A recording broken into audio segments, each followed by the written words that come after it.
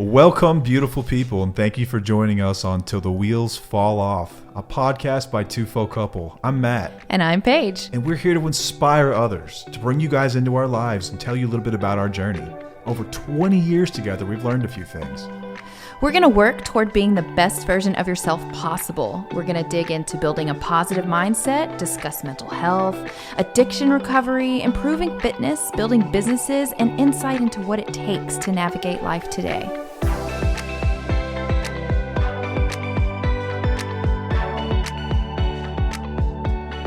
Welcome back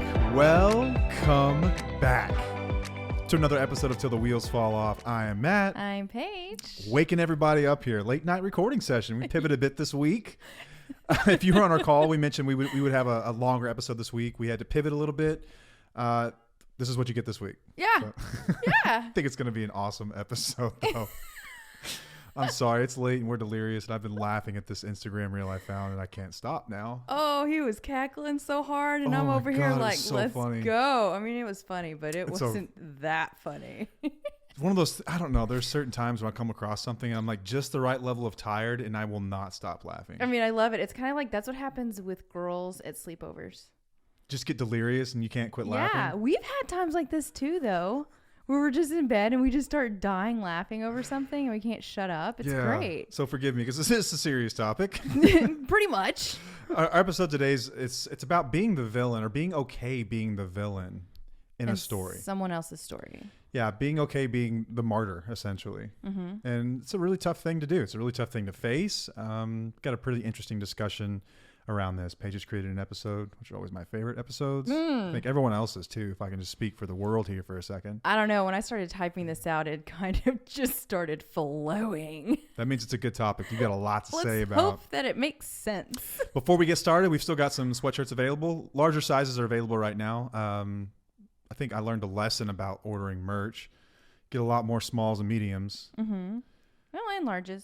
I just followed the advice of someone that had done it before, and they were totally wrong. But you don't know what you don't know until you try it. We fail and make mistakes, and that's how we learn. We've still got courses out there. We have a mini course still available. These are limited time run courses. We will extract from time to time a module from our larger course, Independently Strong, and make it available for a limited time. We've got the relationship evaluation mini course available right now on our website, tufo.com, or over at independentlystrong.com, the official website for the courses. For $50, you can pick that up for a limited time. If you're curious about what these courses are about, if you think they're for you, there's a low-risk introductory way to do it.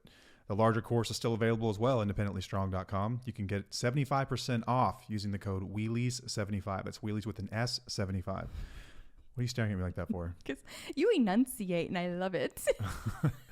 Proper microphone etiquette, yo. It just takes me back to 5th grade choir.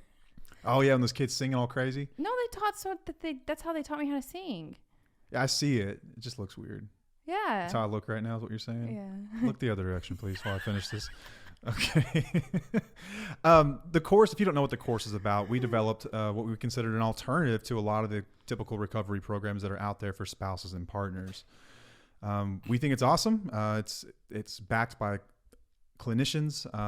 It's got science-backed, research-backed data that drives this thing. It's very robust. It's long. It's got all kinds of content, information, and videos. It is worth every penny. Yes.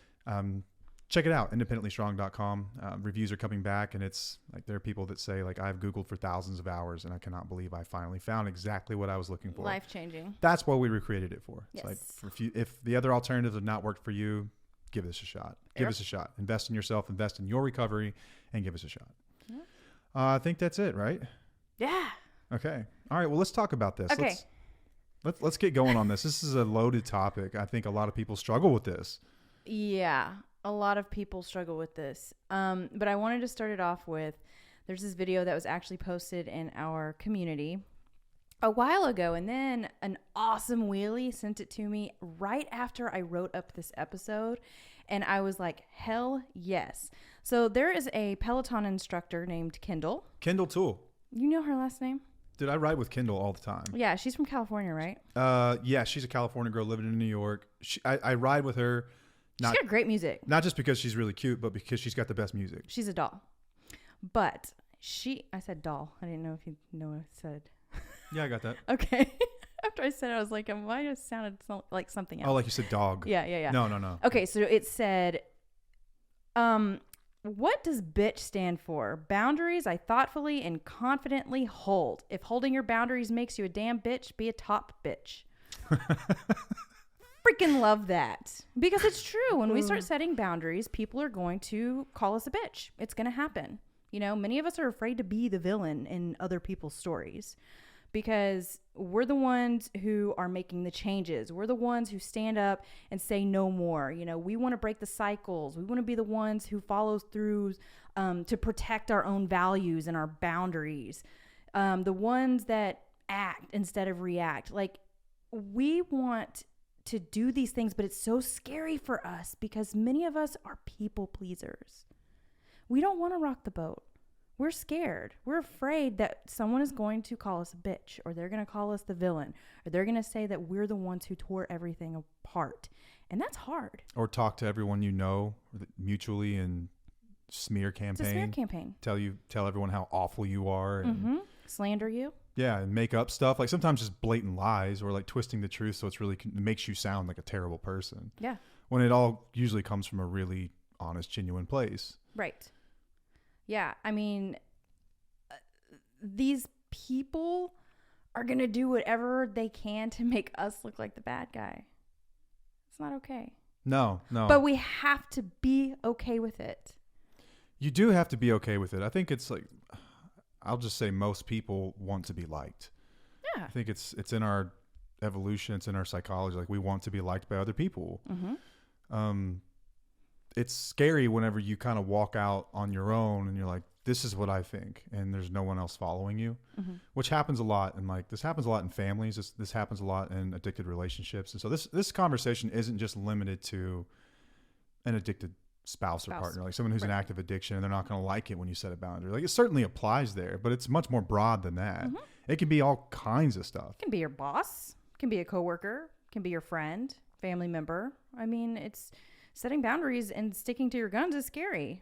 Yeah, it's going to, unfortunately, upset people because they don't have the same access they used to. That right there. They don't have the same, like you've taken away their ability to take advantage of you a lot of the time, which is, I mean, that's why we have boundaries oftentimes. Like, I'm not going to say that every boundary is a good, valid boundary. I'm sure there are people out there who are a little over the top, but I don't know anyone that does that. I'm just saying they're probably out there. Usually the people who do it that are over the top, I mean, it doesn't matter. Like they're living their life. They're living their best life, I'm sure, because they're like, I don't care. This is me and this is the boundary that I have. So move on. They don't care about being the villain in another story. Can I ask you a question? Sure. What's your fear if someone doesn't like you? I fear that I'm wrong. Oh, okay. Does that make sense? Yeah. And then what if you were? Like what's... Then that's where my almost all or nothing thinking comes into play. And that means if I'm wrong here, then where else am I wrong? Oh, you start to look and then at I all the other become places. looking at everything else. And then I kind of like, catastrophize it in my own mind. Like I'm just wrong. I'm just not any good. Sort of and like, then I become embarrassed. like the foundation of everything you think and feel starts to crumble then. Yeah. I mean, it could be at some points that we're wrong. It could be. But Yeah. I think I've always looked at it this way. It's like, if I'm wrong, I'm just going to make that right. Like, I'll apologize. Sorry, I was wrong. Yeah, for sure. But it's just a fear that I've had. I don't think you're alone in that fear at all. I think that a lot of people truly do fear speaking up for themselves and putting boundaries in place because it will piss people off that they were intended for. As soon as people don't have that same access to you, it's really, really going to piss them off. And they're going to say all kinds of vile and nasty stuff about you. Yes. Drag your name through the mud. Yes. Tell anyone that will listen how awful you are, how you abandon them, how you don't care. And they take it so far. Yeah. Take it so far. And you start to question that because you don't want people talking bad about you. And you're thinking, oh my gosh, am I doing something wrong? Am I doing something wrong? I think this is a normal reaction when you do first start setting boundaries. You are going to have that. It's going to feel unfamiliar. It's going to feel icky. It's going to feel like, oh, I don't know if I'm doing the right thing. But you have to do something different than what you were doing before and see what happens. Yeah. Take the option that involves change. Like Yes. I've always gone that way. Mm-hmm. Like let's change because I don't like what's happening right now. Right. If the worst thing that happens in my life is someone doesn't like me, I think I've done okay. Yeah. I think that if everyone likes you all the time, like you can't be authentic and do that. No. Like, what are the chances that everyone is going to like you? Right. Everyone is going to appreciate the things that you do or say. You do lose your authenticity when you try to people please everybody and you're not standing your ground. Yeah. You'll lose who you are. And I want to go through what happens if we continue to tolerate behaviors and stop living by our values. So without boundaries. So you're presenting two alternatives here. Yes, so one in which you keep doing what you were doing. Yeah. And then the other is, what if you did become the villain? And what if you did become okay with being the villain? Yeah. Like, and what would it take to get there? Yeah. All right. So let's start with what's going to happen if you keep doing what you're doing. Your self-esteem is going to deteriorate even more than it is right now. And then you're going to start minimizing the issues and tell yourselves that, oh, it isn't that bad. You know, a lot of us have that mentality in these situations. And we've talked about this a lot.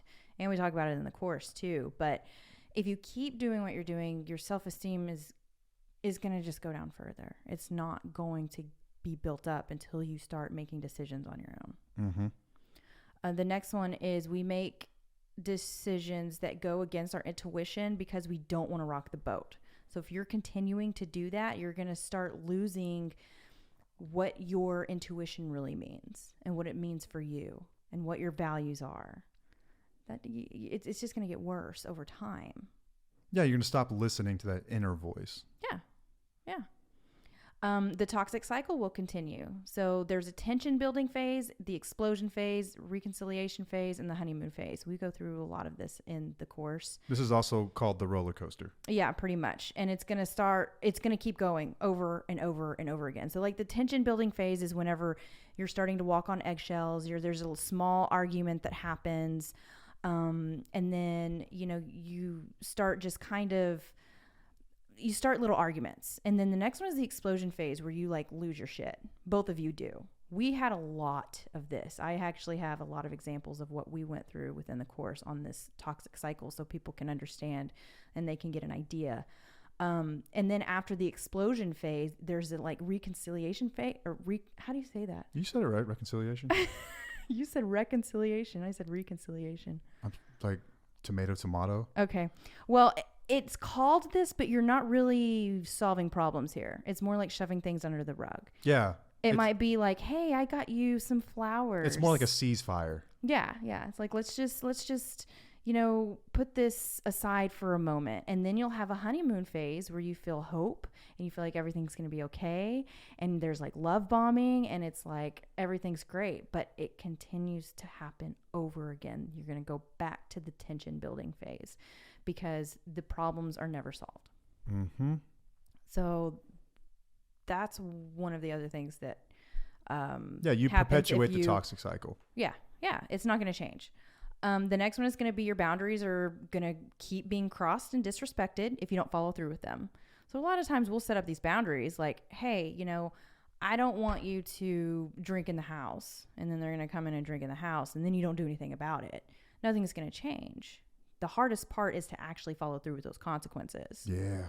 So you have these boundaries set. They're going to keep getting disrespected with somebody who's not willing to listen to you. Yeah, making threats is easy. Yeah. Making threats is not the same as following through, though. No. A lot of threats are made in this game. We talk about that in active addiction and how communication in active addiction just doesn't get you anywhere. We have these ideas that if we put these boundaries in place that someone's going to listen to us. But in reality, they're not. They don't listen. They don't care at that point. Like they need to keep doing what they're doing. The emotional immaturity is going to get worse on the other person. Like they're not changing. You're not changing. If you're still stuck in this, the same thing is going to continue to happen. And then alcoholism and addiction are progressive. They'll get worse, and no life milestone is going to change that. I played that game forever. I know, we both did. There's no such thing. We both did. And then if they're not, working on something, then you've got the behavioral issues like a dry drunk, which we're familiar with, and the behaviors are still going to be there years and years later. That's why we're very big on looking at the behaviors instead of the substances. Yeah. Yeah, there's a guarantee that if you choose to do nothing, if you really don't do anything, and you can sit here and you can talk about what you would like to see different, and you could tell your friends about it, you can post in the community about it, you can go to a meeting and share about it, but if you do nothing, you're going to keep getting what you always got. Mm-hmm. It's no different than addiction. It's like I can sit here and talk about how I need to stop all day long, but if I choose not to stop, it's just going to get worse over time. Right. This is no different. Like you've hitched your wagon to someone who's toxic. It doesn't have to just be an addict. It can be someone who's just really tough to deal with. Mm-hmm. Really tough to deal with. And like this whole like villain, I guess this identity that people will give you. You good there? I got it. This villain identity that people will label you with, and they'll say that you're terrible. This doesn't just come from addicted people. No. This can come from family members. Like a lot of times when, like, let's say that you are with, I'm not going to be PC about this, like a mama's boy, mm-hmm. like someone who is struggled with addiction, but like in their mother's eyes, they can do no wrong. There are a lot of guys like this, like where, and it tends to be the mother of the male. Yeah. Well, like he does no wrong. Well, when you start standing up and start saying, I'm not allowing this in my home. You won't treat my kids like this. You won't treat me like this. This is not marriage to me. Like we're not doing this. A lot of times mama's boy will go cry to mom and tell her, oh, how awful she is and how terrible she is. And he'll tell everyone around you how awful this person is. And then, mama bear is going to go out and tell everyone how awful you are too. Like they're going to buy that story wholesale and go around and talk to everyone about how terrible you are. Yeah. And it hurts. Yeah. It hurts. It's slander, man. Yep. It's not true. Right. You took this out of context to defend someone who doesn't deserve to be defended. Mm-hmm. You're pulling this completely out and you're making me like this horrible person, but like I'm protecting myself. Mm-hmm. I'm protecting myself. And I do think that like in the age of Instagram, like I was just, I found that funny reel, I was scrolling through stuff. I think that there's so many creators out there who like insist on like divorce your family, like get rid of everyone, get rid of anything that upsets you. I don't believe in that. I don't agree with that. I don't think that that's a way to be happy in the world. Like, because if you play that long enough, you'll be left like completely alone. Yeah. Completely you'll alone. find anything. Like just because someone has a differing opinion than you doesn't mean you just cut them out of your life. Right. I'm talking about more serious issues that like violate values, guys, like values. And if you don't know what values are, what your values are, go back, listen to our series on boundaries. In our first episode, we talked about values, the importance of them, how to discover what they are. But there are a lot of people, I think, that we've become more frail than we've ever been just as a society. Like, did we talk about this last episode? I can't remember if we did. I think that we talked about it, but that was on another one that we didn't release. Okay. Well, we talked about this, about how I think that people just don't deal with adversity anymore. Like at the first sign of discomfort, we just cut bait and run. Yeah. As soon as a job gets difficult, we look for another job. As soon as a workout gets hard enough, like we're just done with it. As soon as a diet gets uncomfortable, like we quit. Mm-hmm. I think that everything in this world now is created for us to be comfortable and happy. And every valuable company in the world just creates comfort and convenience. That's what they do. Yeah. I think we can take it too far. Yeah. We can.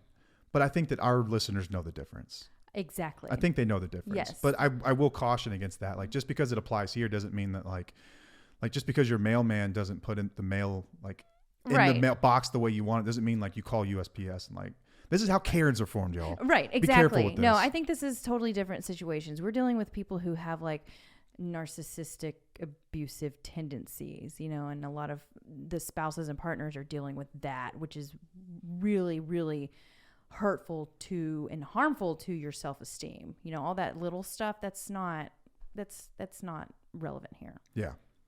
It's not. Like there are big problems and there are small problems. There's a spectrum of big versus small problems. Yeah. I hope you know the difference. Yeah. If you don't, does it affect your values or not? It's a good way to sort of acid test that. Is this a general annoyance or is this a serious problem? Right. I There's think that's important. I'm glad that you brought that up.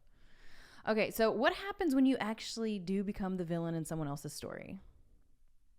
Man, let's go through it.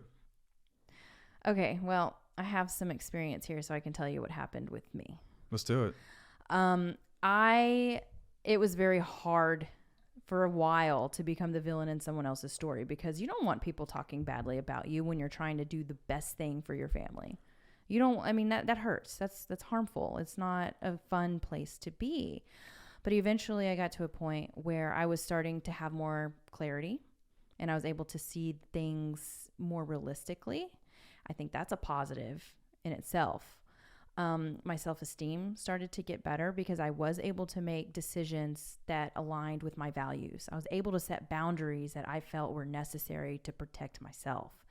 And that's as an empowering decision and process in itself to be able to do that. Even if it's scary, it's still so important and it feels good. We have a better chance at living authentically. And I think that I have become more authentic throughout the years since I have been able to put those boundaries in place and help build my self-esteem. We're able to heal more. Even if somebody's still, trash talking you, you're still able to heal because you know that you are outside of a toxic situation that could harm you. Our children have the opportunity to understand what they should and should not tolerate in relationships. I think that's really important to teach your children how to set boundaries and how they can empower themselves to do what's right for them. Like it's our goal as parents to teach them to do those things. Yeah. What's the old quote about this? About you prepare the child for the road, not the road for the child. Yeah. There's actually this book called Enough is Enough. Oh, I forgot who it's by. It's on our website. It's a very, very hard read, but it's incredible. And it talks about how the spouse speaks up during an argument and is teaching their children how to not tolerate anything. Like being silent is actually harmful. Reacting is harmful, but acting is what you're teaching your children is right. And I need to pull that out and put it in the community because it's a really powerful statement what he talks about. Because, we do share, don't jade, obviously, because that's important, but there's also a way to stand up for yourself so that you know that you're not tolerating these behaviors. I like that. Was Enough is Enough? Enough is Enough. I haven't read this one. Yeah. I like it. And then we're able to trust our instincts more. And that's our compass for life. That's what helps us get through life, is being able to feel what is right and wrong for us. And whenever you become the villain in somebody else's story, you will be able to trust your instincts more. And I know that sounds weird. It sounds crazy, right? It's like, well, these people are saying the total opposite. Shouldn't I not trust my instincts anymore? But you do, because you have more clarity. You're able to see it clearly. Yeah. And don't forget, family units can operate like echo chambers at times. Like a lot of times there will be a vocal one, right? The vocal one, who's oftentimes the problem as well. Mm-hmm. The vocal one, there's one that will enable, they've got flying monkeys that kind of support them. Mm-hmm. No one wants to challenge them because when you do, it's too difficult. You can upset that person and become the villain instantly over some of the most mundane things, like just seemingly harmless things that you can ask someone to do, and they can lose their mind and you become the villain. So a hypothetical situation here. There's someone in your life that has basically walked over every value that you have. And for a long, long time, you just stand back and you let it happen because to speak up causes more trouble than it's even worth, you feel like. Mm-hmm. And I think we all know someone like this, right? A lot of times it's the addict. Yeah. But it's not always the case. It right. can be someone else in your life. So you can apply this to other people in your life. These people are out there and everyone knows who they are. You can speak up and you can say something very respectfully, very simply. You can set a boundary. It's hey, I would appreciate if you didn't show up to a birthday party with $3,000 worth of gifts. Yeah. We don't appreciate that. Yeah. I would like to provide for my kids, but I don't want to show them too much. And then they throw an oversized fit about it. That right there should tell you, okay, we're dealing with someone who is not stable. That is a simple request. That is not punishing anyone. That's a really simple thing, but they want to be star of the show. They want to be, big man on campus, and they want to show out to everyone that this is what I do. I do these things. I buy love. Mm-hmm. It's well, we're not for that. And then what do? They turn around and they just violate it. They'll find a way to circumvent that, by sneaking it or working in it in some other way. It's they can't take just a simple request. They can't. They are obsessed with control. Like there's nothing they want more than dominion over other people. And when you violate that, you will become the villain instantly. Instantly. Like, so in this hypothetical, if you continue to stand your ground, they're not going to change. They're not going to get better. They're not going to see your point. They're not going to see your perspective. They're just going to double down and they're going to smear your name. And then it starts to bleed into other things. Like it gets worse and worse and worse and worse over time. It starts with something small like that. And then before you know it, once you've pulled back, you can see it for what it is. It's like, holy crap, I was in that. Like that. Yeah. Like that was crazy. How was I in that for that long? Like it was absolutely insane. Like, but you can't see it until you step away from it. Right. But you have to be okay with shooting your middle fingers at everybody and being like, I don't care. Yeah. You can say whatever you want about me. You can smear my name. You can slander, whatever. I don't care. It doesn't matter to me. There's this thing I watched on YouTube with our son not long ago. I was talking to him, like he was asking me some really deep philosophical questions about the universe. He was like, what happens when like stars die? And then like, does the universe ever die? And I was like, oh, I got to show you something. There's like this time lapse that increases in speed. Like every 3 seconds, it like doubles in speed. And so it's like 40 minutes long, but it starts like present day. And then it goes until like trillions of years from now. And like, it shows like the death of the universe or whatever. But you don't have to get very far out before like the sun swallows the earth and like none of this means anything at all.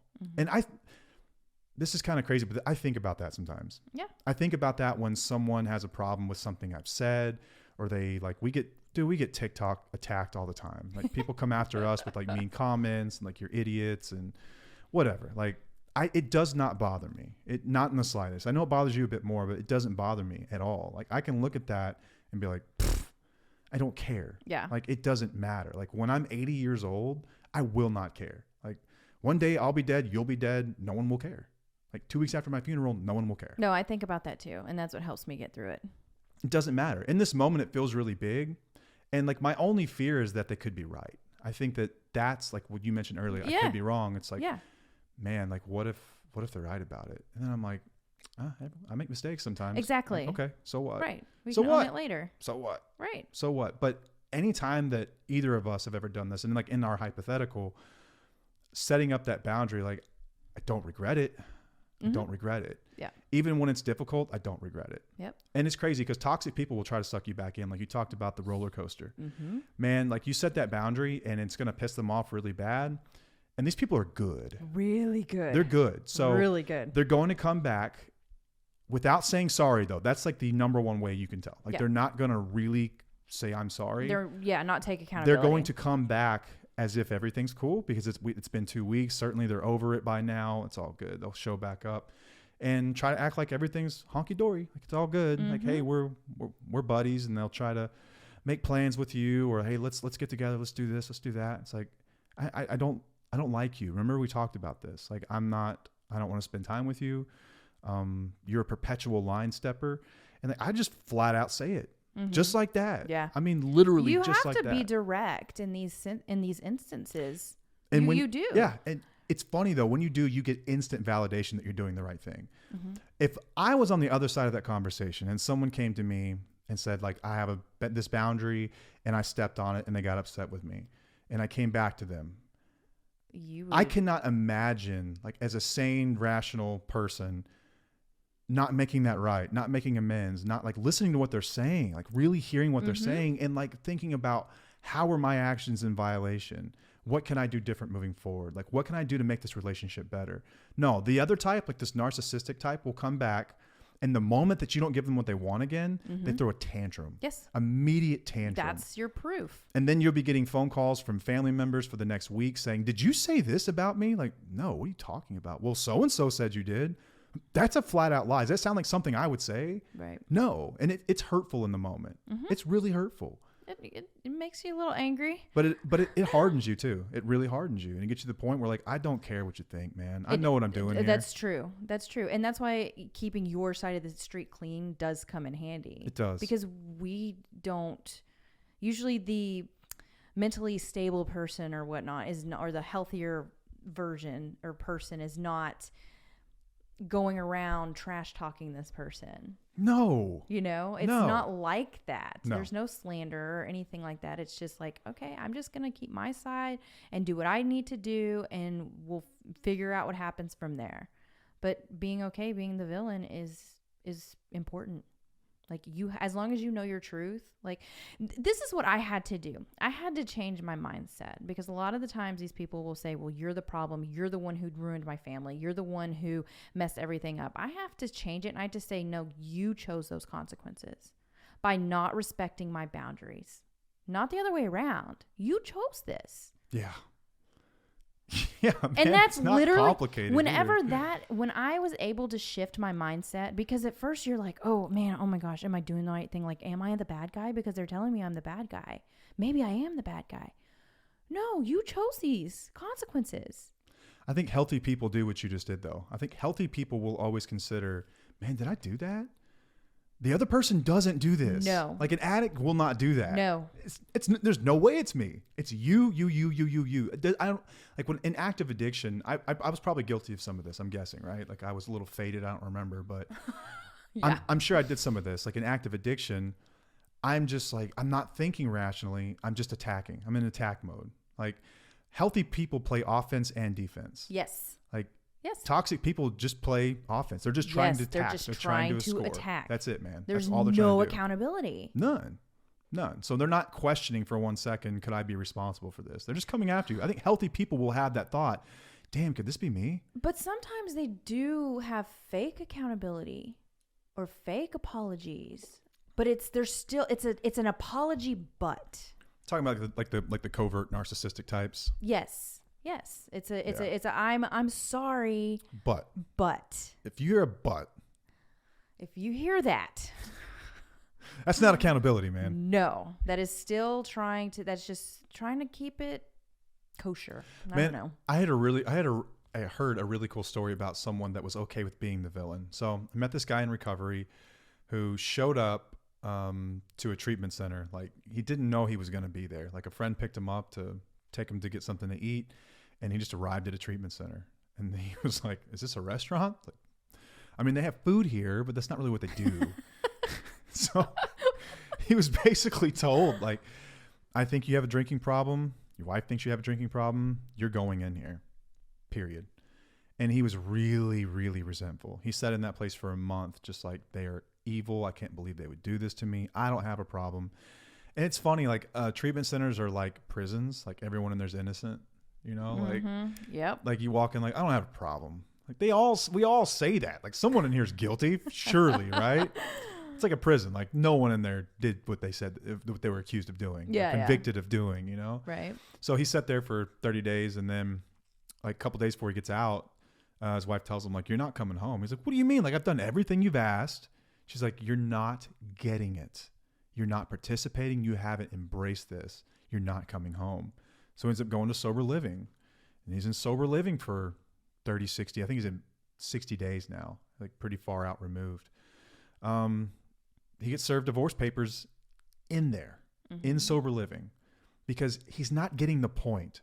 The action itself does not mean anything. You're not getting the point here. And I think it's like, when I heard that story, like, I'm obviously laughing at him, like, with him, not at him. Both actually.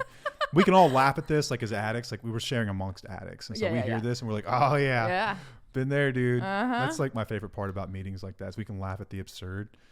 But anyway, I thought what was really powerful about that, though, is like, what must his wife had been going through, like, with kids and everything else, for him to display the thing that he was supposed to be doing, like, performative. I'm in treatment. I'm sitting here. I'm doing the thing, but not giving him that. Like, it's more than that, and sticking to her guns. Yeah.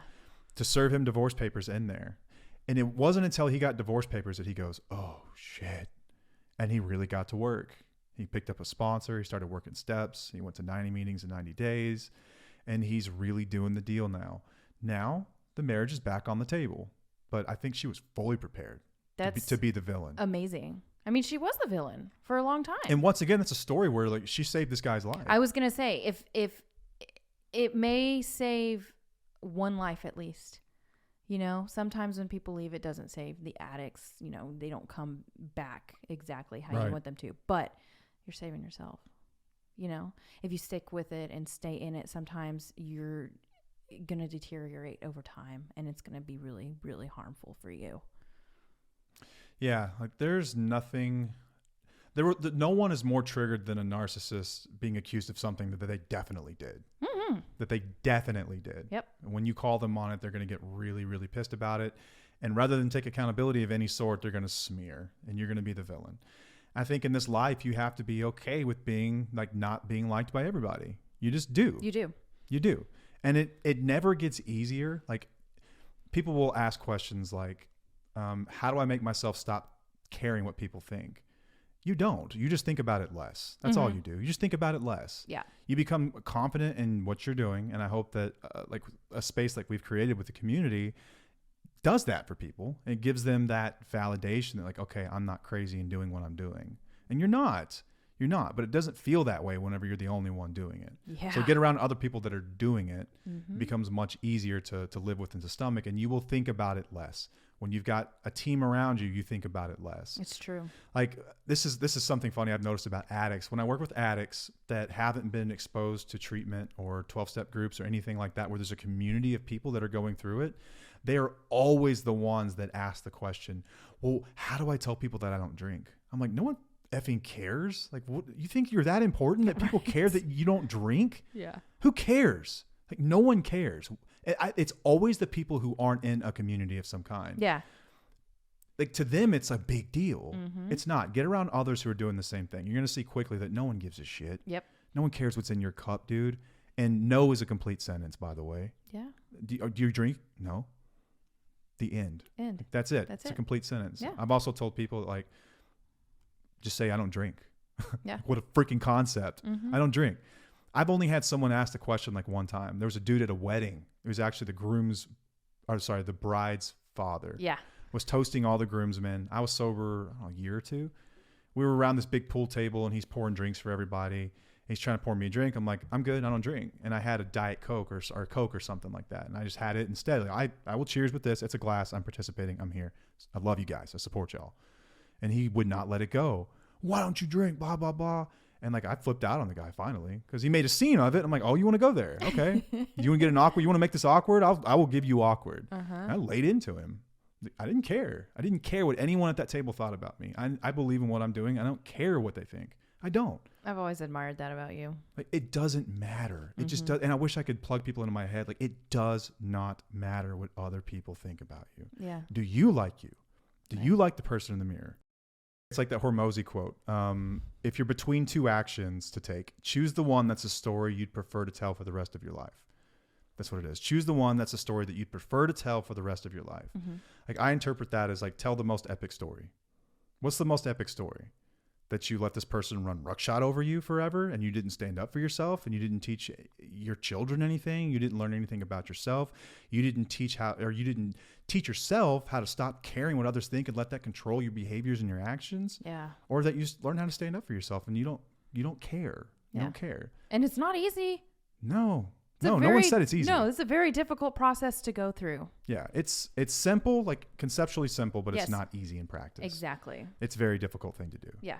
Because I think we're all trained, like we want to be liked, we want to fit in. Like, we're social creatures. We want to be liked by other people. But not everyone is worth being liked by. Like, Right. I've learned that about my life. Yeah. And then whenever you do become more authentic, you end up finding a different tribe anyway that will be aligning with your values and stuff like that. But it does take time. It takes time to get there. Like the wheelies said, man, y'all are my tribe. That's my tribe. Yeah. It took me a long time to find people who were like-minded. Well, what's kind of funny about what you did was like, you couldn't find a tribe out in the wild, so you just made your own. Yeah. And I think that's how you do it. Create it. Yeah. You created it. Yeah. You're like, I'm going to make it myself then. Yeah, exactly. And so you did. And then, they found you. Yeah. Put yourself out there. But you were the first one to stand up and say, this is bullshit. I'm not doing this anymore. Anyone else? And they were all like, yeah. I'm in. Let's be friends. Yeah. But it's tough at times whenever you're dealing with someone who's just unstable and they're not willing to see your perspective. And in my experience, they won't. They just won't. They won't. And you have to, that's where it becomes okay to be the villain. because you need remembering that they are not able to comprehend what you're doing. Like they're just not capable of doing it. They don't have the mindset to do that. And sometimes whenever you think of it that way, it's easier to say, oh, okay, they're wrong. I'm right about this. Yeah. I say this all the times, like, I can't help that you have stupid opinions. I don't say it to you, but thanks, babe. No, in this instance, like this, this hypothetical, it's like, I can't help that you have terrible ideas and opinions. I can't. I just disagree with you wholeheartedly, and I just not going to engage. Like, if we're going to argue about it, I just don't engage. Yeah. That's why I don't do politics either. Yeah. I don't do it. No. Like, I'm just refuse. I outright refuse to have those types of conversations. Yeah, and if you want to read a book that might help you with this, it's The Subtle Art of Not Giving a Fuck by Mark Manson. I read that twice. It's on our website if you want to go check it out. I've mentioned it on our podcast before, but it really helps you put things into perspective. Which is tough to do, especially when you're vilified and you're made to look like a horrible person for standing up for yourself. Yep. But that is generally also a very good indication that the boundary was valid. 100%. Whenever people freak out like that over something like very, very civil and healthy, it's a great sign that boundary was valid. That's a sign that it needed to be there. Yeah. Who gets upset about that kind of stuff? Who gets upset about you don't get to use drugs in this home? Yeah. Who gets upset about, like, we need to talk before we spend money? Right. Or your drinking is out of hand and it's making me feel uncomfortable. Like an average person would say, oh my gosh, we need to actually figure this out. Let's see what's going on. Like, I'm harming my person. Let's discuss this. But somebody who's not there is going to fight you on it. Mm-hmm. I mean, that's not okay. Yeah, or if you're asking that's not healthy. Yeah, if you're asking for basic human respect and decency in a marriage around communication. Yeah. Or you drop your kids off with someone, it's like, I would appreciate a text every once in a while. Yeah. Like, that's a really simple request. Yeah. It's a really simple request. But people with these crazy, massive control issues don't like that. Like, I don't need these people around me. They take it personally and they feel like they're attacked whenever you do things like that. And but it's not true. Man, I've dealt with these people. Very few of them, I'll bet. Like, very few. Like, they're not super common. Yes. But being exposed to a world of addicts, you come across them more often than not. Mm-hmm. And I've been around many of them, and it's like, I don't need that in my life. I just don't. Like, I'm better off without it. Yeah. Even when it's been painful to cut people out. And I don't do that like lightly. Like, you have to really F up and it's for me to not want to give you more chances. Right. And it's not like you haven't exhausted all of your options. No, turn over every stone, man. You try so hard to figure out, well, what can I do here?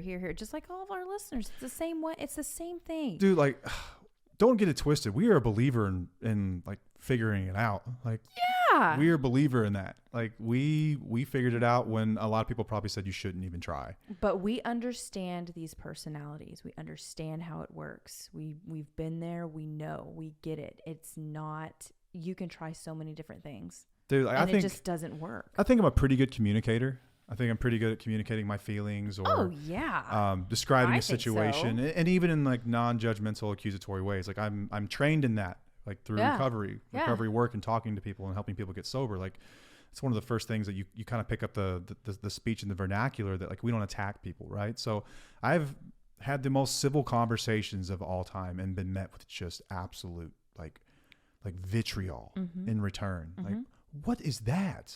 What are you talking about? Like, that is an insane reaction to what I just said. Yeah. And I have given, I don't know, hundreds of chances to one person in particular. Literally hundreds of chances. Yep. Like, oh no, they're going through a lot right now, or it's just my side of the street. I'll just try to communicate it a little bit better. And it's never been more peaceful when you just say no more. Yeah. But I'm a villain because of it. Yeah. I'm a villain. Yep. So what?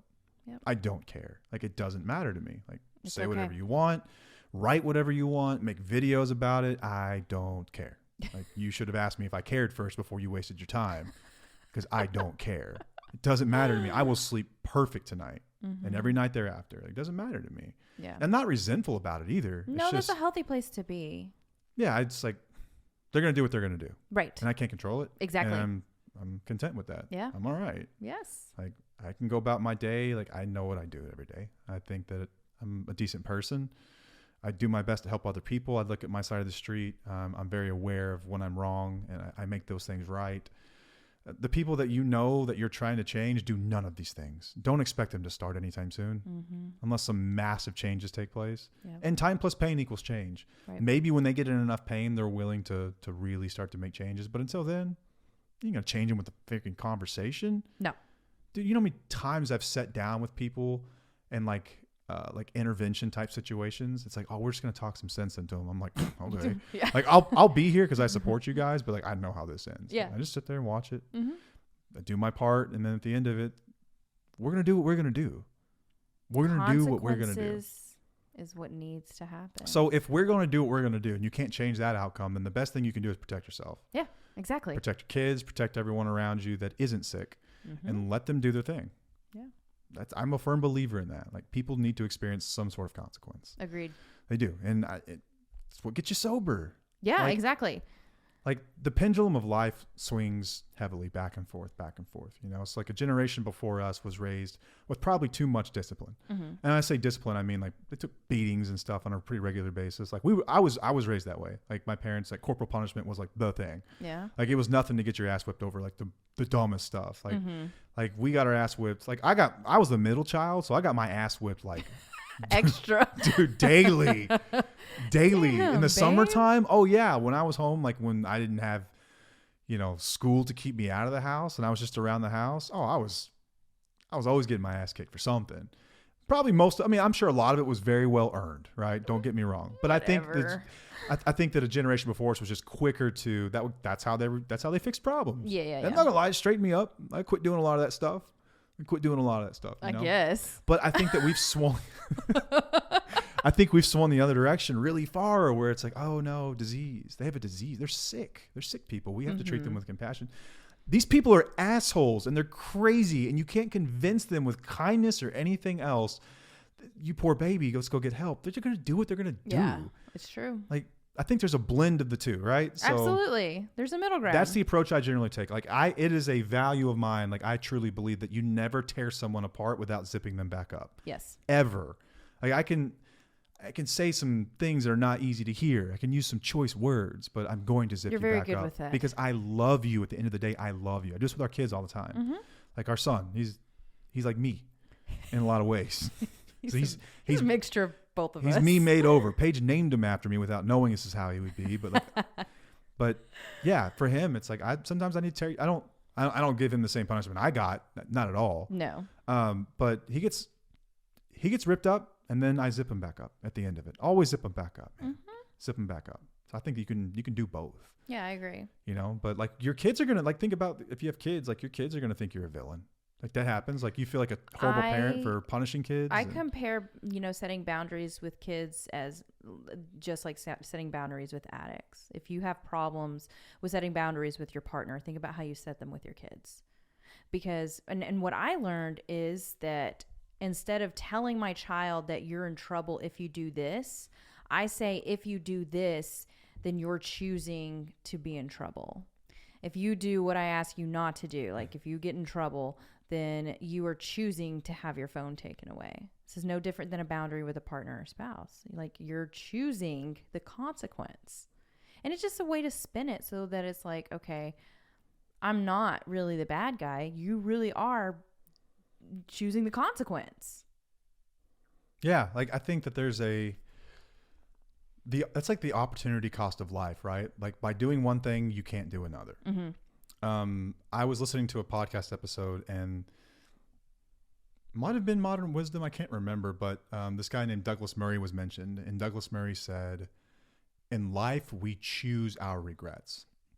I think framed that way, it's pretty cool. Yeah. Like, when we're making choices, we're not just choosing the thing we'd like to do. We're also choosing like the lesser of the two evils when it comes to consequences and regrets.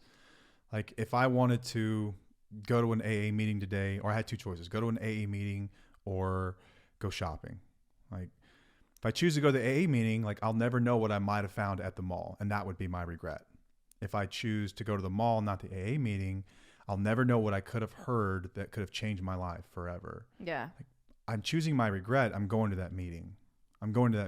Because of the regrets I could have, those two choices, that's the one. Yeah. So when it comes to setting boundaries with toxic people, which regret do you want to have? Think of it that way. Oh, that's good. Would you rather have the regret that you look back on your life in 30 years and think, why did I do this for so long? Like, this person never changed. They wore me to a nub, and now I'm in counseling and I'm on antidepressants and God knows what else. Or do you want the regret that they said some like horribly false things about me? Yes. And I had to defend myself. What's better? Like, F them. Yeah. F them. Defend yourself. Stick up for yourself. Like, you're not wrong here. Yeah. You're not wrong. Just stand up for yourself. Stand up. And in that context, I have no problem choosing the regret that I'm not going to be liked by everybody, and that's okay. Oh, that's great. I love that. It's easier that way, I think, when you frame it. It Like, is. which regret It do you is. want? If Yeah. you had to eat a shit sandwich, what flavor do you want? Yeah. A friend of mine says that to me all the time. That's gross. Yeah. Nasty. It's a guy thing, I guess. Okay. He's a guy friend of mine. Like, when we're talking business, he's like, well, what flavor do you want? I'm like, yeah, you're right. Like, they're both awful, but which one would I prefer to have? Yeah. Okay, I'll go with it. I look at the like the regret outcome and say, Yeah. which of those would I prefer to carry? And like Hormozy said, like, you know, think about yourself 50 years from now. What story do you want to tell? For the love rest of your that. life, what story do you want to tell? That's so good. Man, and then it's just a matter of doing it and knowing that you're not alone in it Yep. and that it's going to be okay. And It will be okay. If someone just uses bad words against you, okay. If they write something mean about you, okay. If they put a video out there, or people are so passive aggressive now, all they're going to do is like put it in their story. Yeah. You know, like some like passive aggressive quote that you know is directed at you. Okay. Whatever. Way to go, dude. Like, Right. Whatever, man. Yeah. And like I said, like you don't come across these people a lot, but the chances are if you listen to this, you've got more than a few in your life. True. If it's an addict, I can tell you how that story ends. Until they get help, that won't change. If they're like a narcissistic type, control freak type, I'll tell you that ends too. Like, that doesn't get better. Yeah, and I know that a lot of our listeners probably have issues with the addict's family members, blaming them too. Oh And my they're the God, bad yeah. guys, and we see that a lot in the community too. Be okay, being the villain. Yeah, and like if you live in a small town, you'll get a lot of this crap. Everyone's got an opinion about you abandoned your marriage, you abandoned someone in need. Man, you don't live in my house. Yeah, Shut your mouth. You don't know what it's like. no idea. Only people who say shit like that, people who haven't lived it before. It's true. They haven't been there. Right. Let them speak. Let them. You know, and God forbid they ever have to go through it themselves. Like, you can pray for them and shoot them the finger at the same time. Yeah. Like, I hope that no one ever has to deal with that. Like, Yeah. It's like people who make fun of others that don't drink. It's like, okay, that's cruel, but I don't care. But at the same time, like, you only say that because you haven't dealt with it. And I Yeah. hope that you never do. I hope that your kids never go through this. I hope that you never get caught in the grips of addiction, man. Yeah. Like, I was at a treatment center tonight. It was packed. I was up there to speak, and there's probably 50 people there. Oh wow. It was packed, man. It's wild. Like, this thing is It's getting rampant. crazy. You know, roughly 16% of the population struggles with this. So even for people who say that they don't deal with this, they do in some way. They know someone. You know, Yeah. they know someone. Absolutely. It's really easy to judge people from the outside, but they don't live under your roof. Mm-mm. You know, they don't get the text that you get. No. They don't, No. You don't have to. They don't open their bank account to see there's no money in there, and when there was the day before, they don't have to Yeah. do any of these things. Their opinion doesn't matter. It is irrelevant. It is absolutely irrelevant. Yep. And I just want people to know, like, hey, we get it. We love you anyway. You're doing the right thing. Mm-hmm. If you don't need this in your life, it's okay. Get rid of it. Yeah. You'll be better off for it. Which of the two regrets do you want to have? Yeah. And frame it that way, and things get a little bit easier. Agreed. There was something else I was going to talk to you about. I can't remember exactly what it was. Oh dang, you didn't write it down. It's a question I had for you. Okay, that's what it was. So, tell me about the progression for you from the first time that this happened, because this has happened in our lives, full disclosure, not naming names, but this has happened. Mm-hmm. When it first happened, how did you deal with that shock, and how did you learn how to deal with it to where you are now? Well, I had a lot of therapy over it. And I think that was the first step to help me be okay with making the decisions, because that's where I was educated on it and where I was validated and was told, you're okay. These boundaries are not too extreme. And you can get that in a support group, obviously, too. And I think that's probably what helped me get past that first layer of being scared to do it. But it took years to be okay with it. It took years. And it was just me building up my self-esteem and still doing the hard thing that I knew was right for me and not caving. And is it easier now than it was then when you hear things? It is easier, but it still hurts. I think that's solid. So you think about it, just you still think about it, but less. Yeah. Yeah. And it, like I said, like it stings a little bit whenever I hear about it or something happens, that within our life that makes me feel a little like, oh, that's kind of it's not necessarily a trigger, but it is a sting. Yeah. You don't spiral now like you used to. No, I used to spiral. It used to put you into I call them funks. Yes. It put you in a funk for weeks. Not weeks. Weeks. Weeks. Okay, I guess you would know more than me because I was kind of getting out of survival mode too at that point. Weeks. There was like a day. It's like, this is when the thing happened and things have not been the same. Well, since. I didn't have support within my most intimate relationships. Yeah. So that made it very difficult as well. I was the villain within a lot of, not just the people that I set my boundaries with. Yeah. And you weren't wrong. No, I wasn't wrong, but it was very difficult to deal with that. Yeah. I had to get my validation from therapy.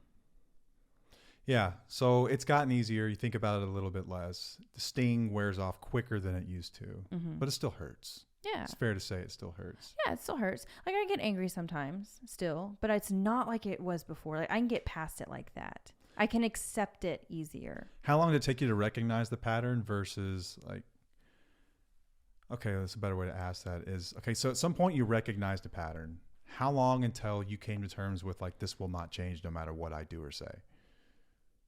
Oh, I knew the pattern for 20 years. And did you ever try to correct it? Yes. And it got you nowhere.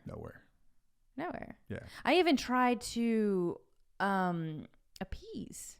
I even tried to be placate. Yeah. I even tried to look at that person's side and say, okay, maybe I'm just crazy, maybe I just need to deal with it. Maybe everything will be okay. And that was not living by my values.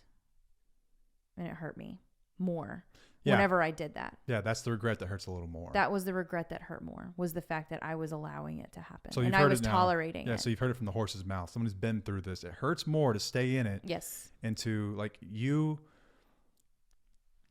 enable what you condone. Yeah. Or is it you condone? No, you condone what you enable. You condone what you enable. Yeah. Yeah, so what you tolerate. You condone what you tolerate. That is more painful than being the villain. Yes. It is. It actually is because is. it gets progressively worse, and you really do lose yourself in it. You lose your values, you lose, your self-esteem. It's just, it messes with you. And then when you start peeling it apart, it hurts more. So I got to be honest with that. It's like grief. Like it's going to hurt. It's going to be really hard, especially when you don't have support around you. But eventually you get to a point where you're like, you know what? I did the right thing. I did what was best for me. I did it to protect myself, and I'm better off for it. You are, no doubt. Yeah. You learned a lot of lessons about human nature and about how to protect yourself and stand up for yourself. And that's empowering. Yeah. And standing up for myself wasn't having conversations. Standing up for myself was taking action. That's huge. Yeah. It's not just saying things. It's or not shooting text messages. It's or not emails communicating. It's not doing that. It was literally because I tried. And I also knew that I couldn't get through to somebody. I knew that. I knew that personality. Like I said, I placated. But once I got to a point where I was like, I'm not doing this anymore, I removed myself. Yeah, you stopped showing up. Yep. Stop being there. Yep. It's like my presence will not be. I'm not going to allow myself to get sucked in over and over again and hurt when I'm not heard, when my boundaries are crossed over and over and over again. Unapologetically too. Yes. Yeah.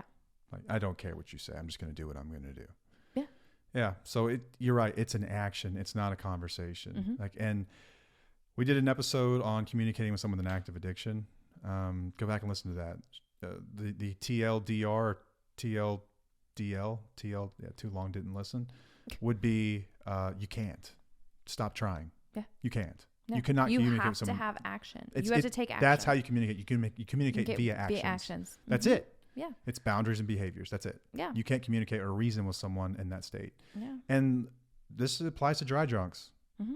This very much applies to dry drunks Yes, as it does. well. Yes. Dry drunk, for someone who's not aware, is someone who has stopped drinking but not dealt with any of the underlying behaviors. They are still in their mind like a difficult 11-year-old going through puberty that does not listen and thinks they're a genius. Yeah. As we're figuring out with kids that are going through puberty. They know everything.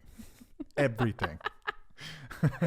You know what I did But do? they're grown-ass people like that. You know what I did during the healing process, though? Like when I started going through all this, that I think that our listeners would benefit from, is writing a letter of your feelings to somebody who's harmed you. Right? But not sending it. Not sending it. Not sending it. Having it for you to look at as a reminder of why you did what you did.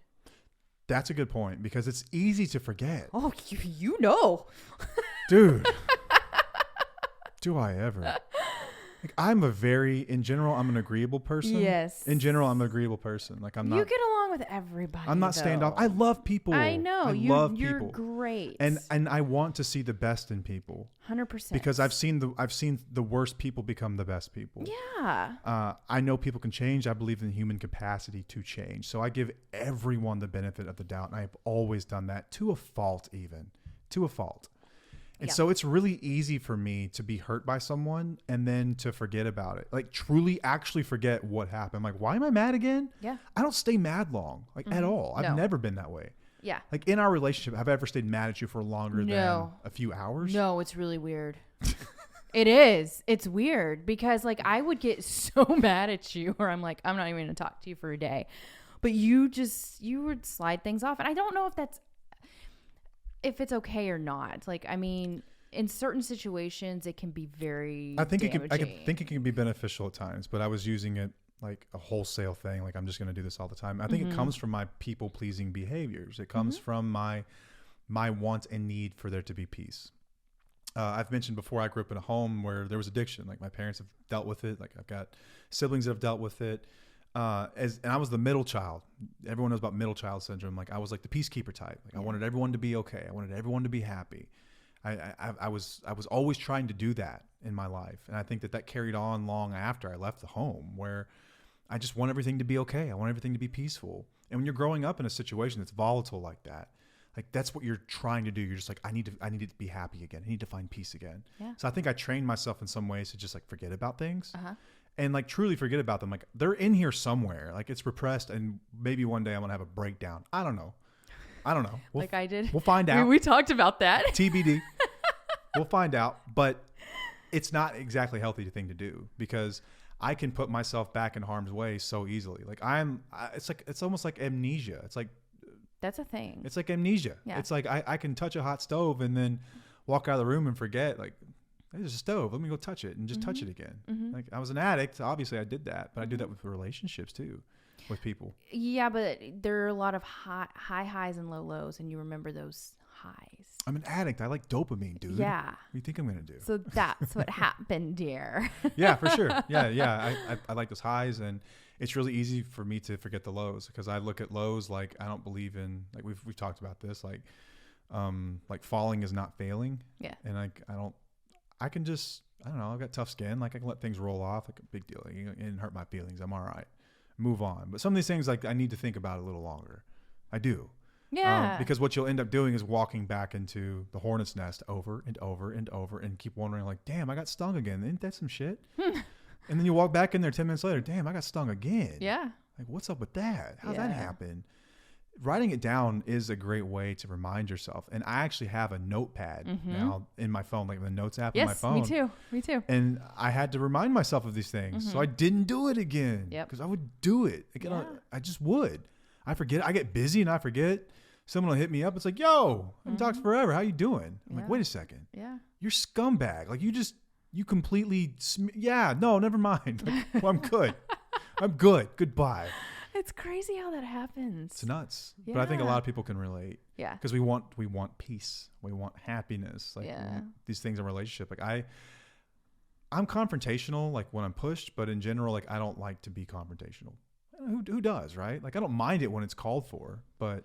Yeah, you're good when it's called for, though. When it's called like, for, you're really good on, like, immediate. When something happens and you're like, oh, I'm going to own this person. There's a time and a place where I can be that way, but like with people that, especially people that like consider friends or like family members, like I'm not I'm generally not that confrontational. No, you're not. Like at work and business, it's part of the game. It's easy for me there. Yeah. Strangers on the internet, like I generally don't engage with them. I just usually ignore, but every so often someone will attack you and I come after them. Just quickly, but I'm not like terrible about it. It's usually something funny. I love it. I think you're so good at it. I think it's more funny, but it's easy if you don't write these things down to get caught right back in it. Yeah. It really is, man. But remind yourself why you made this decision, and you won't feel so bad about it. You can even go back and revisit it every so often. Yes. And it should not be like, hey, let's go revisit my trauma kind of stuff. It's just, I need to be reminded so that I don't expose myself again.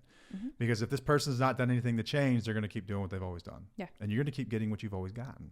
Right. Nothing will change. Exactly. Man, that's just the nature of it. It's the nature of addiction, and dry drunks especially are bad about this. Yes. Like they will walk around like without the substance just as bad, if not worse. And that's what's so scary. Yeah, man. Recovery is not treatment. Like I can't tell people that enough. Like people, as soon as someone has a problem, like the general DM we get, it's like, oh, they got to go to rehab. I'm like, rehab's good for a few things. It's a good place to get education. It's a good place to get separated from your environment. It's a good place to detox. That's it though. Think of it like, it's like school for addicts. You show up and you get educated on what's going on with you, but then you're given a very specific set of instructions before you leave. And it's the most important part. They'll tell you, you need to get to an IOP or a sober living program. You need to get into a 12-step group, and you need to go to 90 meetings in 90 days. You need to get a sponsor. You need to work the steps. Like 5% of people do that. Most people just get out and maybe they do a few of these things half-assed, or they don't do any of them at all. Yeah, they don't go in. They think it's going to change. It has to change. Even like go into therapy and stuff like that. It's not just a program. It just goes to further this point we make all the time, is that just removing the substance accomplishes very little. Yeah. Very little. Real recovery is outside of a treatment center. That's what recovery is. Recovery is living life sober, exposing yourself to all these things and trying to achieve emotional sobriety. Like emotional sobriety is the opposite of dry drunk. Trying to, be content with emotions, up and down, big, small, processing feelings from the beginning all the way to the end. If someone's not doing that, like I've been around long enough to know now that like I'm not going to waste my time with that one. Yep. I'm just not. Yeah. If it's someone who's struggling and they reach out and they need help, I'm there. But when it comes to people that are just kind of on the periphery of my life, like I'm just not getting involved with that, man. I know how that works. So true. I ain't getting in that shit again. Yep. Not worth it. Yep. Okay. I think it's all we've got here. Yeah. Yeah. Be okay being a villain. It's not so bad. Yep. It's okay. It's not so bad. Like think about all the like Disney movies. Like the villain's just as popular as the main character. But those are like the true villains. I'm just saying. Those are the people who did bad things. We're not doing bad things. We're just thought of the bad person in somebody's mind who isn't all there. We'll say villains in air quotes then. Yeah. But own it. Okay, I'll be a villain. If that's what a villain is, I got no problem being a villain. I'll put it that way. If that's what a villain is to you, then fine. Yeah. Make me a villain all day long. That's not a villain. No. Not a villain. Nope. So stand up for yourself, man. Don't take that shit from people. Nope. All right. I think that's all we've got. Yes, we're good. Awesome. All right. Well, till next time, I'm Matt. I'm Paige. And we'll see you. Bye.